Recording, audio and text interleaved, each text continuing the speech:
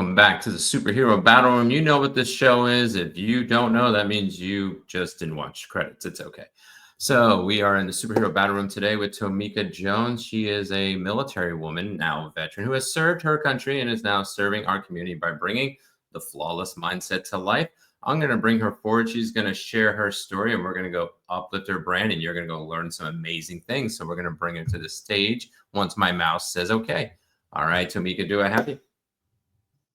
Hello. Thank you, Daniel, for inviting me here. Thank you, thank you, thank you. Awesome. So we're going to first join in on the first part is what inspired you to join the military many minutes or many moments ago? Oh, Oops. months ago.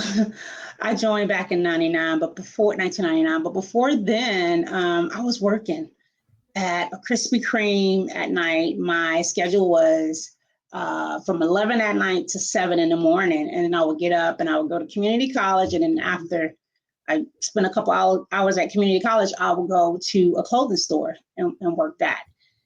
And I just was like, there has to be more to life than smelling like donuts every day. So I end up walking to, I think, Dollar General or something. And along the way, there was a big building, and it had different, it was a recruiting office, but it was the Air Force, Army, Navy, and Marines. So as I walked by each office, at first I think I passed the Marines, and I looked through the window, and I was like, oh no, not gonna go with the Marines. I don't want to cut my hair off and look like a boy. All the things, right? So next, I think was the Navy, and I'm like, oh, definitely not. I can't swim, so I'm definitely not going in the Navy. So next up was the Army. So I walked in, and it was, I kid you not, pretty sure it was maybe 7 men, soldiers in the recruiting office, but I felt like it was 20, and they all like swarmed me, and I'm like, oh. So it was really intense. So they gave me the lowdown about the Army and gave me a couple pamphlets. But as soon as I could, I beelined right out of that recruiting office.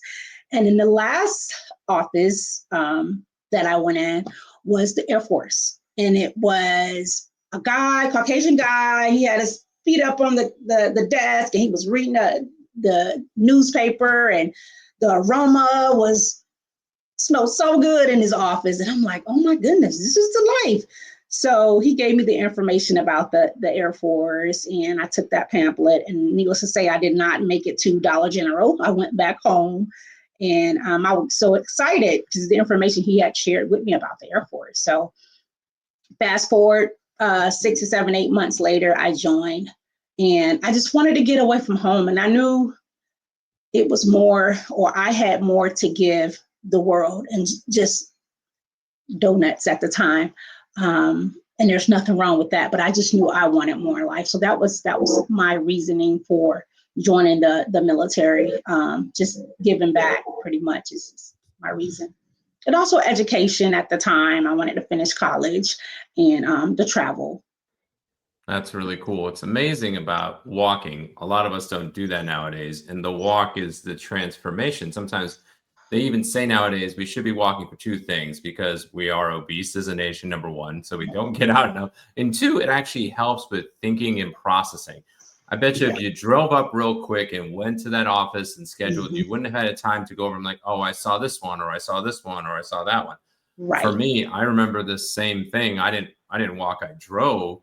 But even in the process of me walking each and every day now, it's so much more that we process and make more fluid decisions and thoughtful decisions compared to just beelining to every single thing. So that's really cool. I always imagine you walking to each of the offices because my son's going in the Navy right now, but all the offices are co-located. So you literally go drive, and then all of them are there. So you got a cacophonous of offices. And at least back in the day, you could process each of the offices. So that was really cool, and I'm glad you shared that. So how long did you stay in, and when did you leave? I came in 99, and I actually retired here in 2022. I came in as airman, logistics. So I did that for a little bit, logistics, flight line logistics. Got bored with that. Then I cross-trained into personnel, which is human resources, pretty much.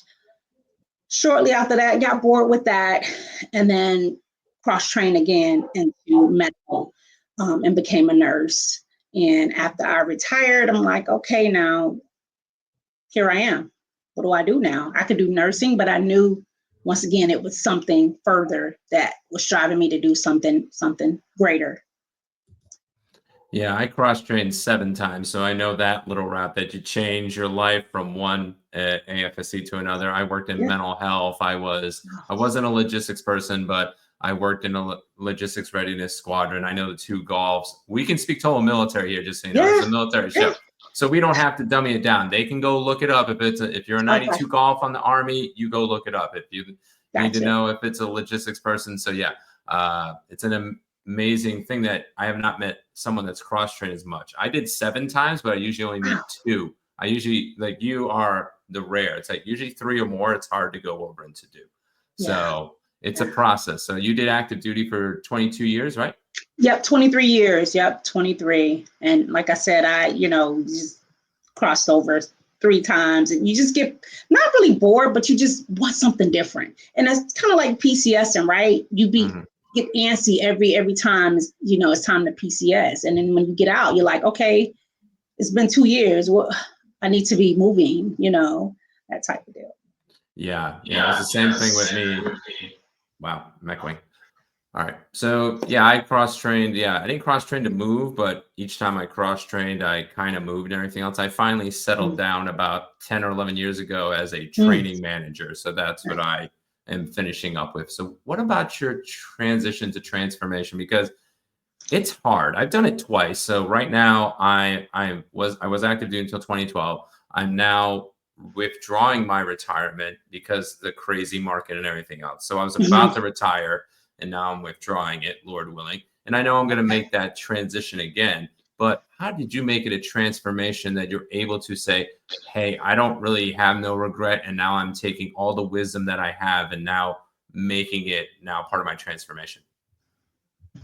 I think for me, when your time is, you're ready to transition. I know there were several times, kind of like you, where I said, okay, I'm hanging out my hat, and I didn't for whatever reason. But I feel when that it was time. And at that time, I was a single mom with a toddler. It was just me and her, and it was just my time. But when I did transition out of the military, I kind of went through a phase, whereas I didn't know who I was. I didn't know what I wanted. I didn't know anything about Tomeka. I only knew the Air Force Tomeka. And, in the military, we wear so many hats, right? So it hit me like a ton of bricks when I retired. And I'm like, who am I? What are my passions? What makes me happy? What makes, all those things. And I began to transition into my transformation after the military. And one thing that stood out is doing my TAPS. I went through TAPS, and I went through, what do you call it? Hiring Our Heroes, which is kind of like an internship deal. So I selected a nonprofit organization. It was called Grace After Fire. And they're a nonprofit organization that help women, military women, transition out of the military through resources and all the things. So I chose that nonprofit to intern with. And I met with the CEO of the company one day, and she asked me a question, and it was a very simple question. And she was like, Tomeka, who are you? And of course, I had that thought came to mind some weeks ago, and I'm like, oh, I am a nurse. She's like, no. Who are you? I'm like, I am, started giving all these accolades, right? All these titles and degrees that we give ourselves. But what she was implying, or what she wanted me to see at that moment, was I'm more than all those things, right? I'm more than all those things. And I couldn't answer. So, at that time, I began to cry and all the things, the ugly face, right? So that kind of started my transformation. That kicked it off, to where I hired a life coach. I invested in a life coach, and she was able to walk me through my journey after the military. That's really cool. That's really cool. So this is how flawless life coaching was born then? Flawless life, yes. Yes. Eventually that's how it was born, but I didn't start there. I started with empowerment apparel for women. And I started there because of my own fears. And a year later, God said, no, I don't want you to stay there. You have more to do. So that's when I transitioned to flawless life coaching. And the word flawless came to mind. Because when we think of the word flawless, we always think of something aesthetically beautiful, the J-Lo's, the Beyoncé's, the Celine Dion's, right?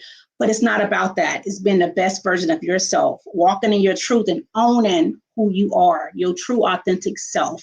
And that's something I struggle with all my life. Being authentic, being myself, loving myself. I didn't even know what love felt like, looked like, broken relationship, childhood trauma, all the things, right? So that word flawless stood out to me, and that's everything is flawless to me. And my definition of flawless is confidence, self-love, and resilience. And those are the 3 pillars of flawless life coaching. I think that's something that we all, doesn't matter military or not, we struggle with identity. We go through life and then something happens. Some type of brokenness happens, and then we start believing a lie.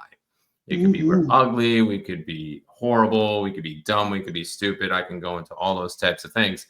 Yes. And until we actually get to the truth of the matter of who we are, and I think that's what your coach was asking, it was an identity question. And that was wrong. We put roles and responsibilities in what we've done, and we didn't identify the identity. I remember my mentor when I was in Germany, he put me in Isaiah 43 for about a year. And I was in there because it's such an identity scripture, and it talks about that you're loved and you're redeemed, and you have a people that you're called to do, and you're going to be not overtaken and things of that nature. And that now became me because that's what God has called me. So it's very interesting that your coach was kind of like, here's the identity crisis, and we all have it. And when we ask that question, we always put like, well, I'm this and I'm that and I'm this, or I own this or whatever. And it's like, no, who are you really? So that was beautiful going over and hearing that. And it's really cool that you've taken all the things that you have gone through the military and now made it something that can carry to everybody that you go over and serve. But there is pressure and tough times, especially in life coaching. Some people say it's saturated. Some people say it's not. Some people say it's difficult to go get it up and rolling. There's companies you can go get with like ICF and everything else. But I know there's pressure and tough times. What is your secret fuel when that pressure and tough times come? My secret fuel, I would say I'm the affirmation queen. So affirming those things that I am, and meditating every morning. When I get up, my feet hit the ground, first thing I give is thanks, to the source, to God, and then I spend 5-10 minutes meditating. And every day I'm asking myself, who is the woman that I desire to be, or how am I becoming that woman, right? So with those questions, I begin to reflect on them, and I kind of do that throughout my day. But meditation, journaling helped me a lot through my walk, through my journey of self-love. Journaling, and just surrounding myself with positive, like-minded people, and just like you said, changing those self-limiting beliefs and that you were programmed to believe, whether it's through childhood or parents or society or whatever the case may, or myself, made up self-limiting beliefs that I told myself. And whenever one come up, I would be aware of it, and I'm able to flip it. That self-awareness is key as well. By recognizing whenever I'm having a bad day, or something's not going the way that I thought it should go, and my next question is, okay, now what? What are you going to do about it? You can sit here and moan and groan about it, or you can move forward or pivot and continue on the journey that you are on. So, for instance, with for me, I struggle with public speaking, right? And all my life, I played safe and always, shied away from, big events or speaking and all the things. So I made that lie up and I said, okay, I hate public speaking. I'm a horrible speaker. I have stage fright. I have all the things, right? And once you start doing the work and peeling back the layers, it's something deeper than that. It's something way deeper. And it was the validation of being seen. I didn't want to be seen. Okay, so why? Why don't you want to be seen? What is it about being seen that's negative to you? It's about I didn't want anybody to see who Tomeka really, as you start to walk backwards, you'll really get to your whys. So I think what fuels me every day is just being me and just knowing that I'm here. I was created for a purpose, on purpose. And when the things that I do and the women who I help, it's not about me, right? It's about them and helping them to step into their purpose and walk towards their passions and understand their passions and goals in life. So that doing what I do kind of fuels me. It not kind of, but it does. It fuels me. I don't know if I answered your question, but yeah. Oh, it got answered, and it's very much appreciated because that is the second biggest fear in the world is public speaking. Mm-hmm. And there's always a deeper seated root because we talk to people, we talk to small groups, we might teach a class and everything else. And then we get into public speaking and we're like, and I'm like, you just be yourself. There is refinement, of course, eye contact, visiting the emotion, but not getting lost in the emotion. I recently got to do a testimony at my church, and I have not said those words out loud in a long time when I did the testimony, and I lost myself in the emotion and everything else. But those are refinements, and everybody still appreciated it, and we're thankful for it. So my challenge question for you is, have you gone over and done any big speaking engagements? Because I know there's one I can offer you right now. So have you done any big ones yet? I'll take it. I went to California. I did it scared, right? So sometimes we have to step outside of the box and do it scared, right? So I went to California and I was on NBC and I had an interview and also spoke on stage in Fresno, California. And it was so amazing because I did it, right? And I did it scared. And it was just amazing. But I'll take you up on your offer, Daniel. I'm ready. But yeah, I'm a speaker as well. Newly speaking, but I'm a speaker as well. And this has to be of God because Tomeka wouldn't be doing this. It's bigger than me. And I know it because I wouldn't be here, Daniel. Well, that's really cool. So the speaking opportunity, we're going to try to deal with the echo. The speaking opportunity I mentioned, not just to you, but to our audience, is the Military Influencer Conference. It is out in September 21st to 24th. Speaking applications are available. You can apply online up until April 11th. So you can go populate in there and go see if you get selected. I'm putting that in for myself, and we love to go get people out there. I'm not the owner, of course, but I am a super fan, and I go out there often and everything else. So if you want to go speak to our current audience at a bigger platform, about 2,500 people, you can go put your application out at militaryinfluencer.com. And that is for any military influencer and even our first responders. If you're listening, we do have a pool of first responders. We have male spouses that come, vet spouses. So don't limit yourself and say, I'm not military, I'm veteran. No, you can apply. If you're a first responder, you can come. We even have Canadians now that come to ours. So we have Canadian first responders and Canadian military that come out. But I would challenge you, if you're ready to go up your game and you want to get back into our audience, that would be greatly appreciated. So awesome.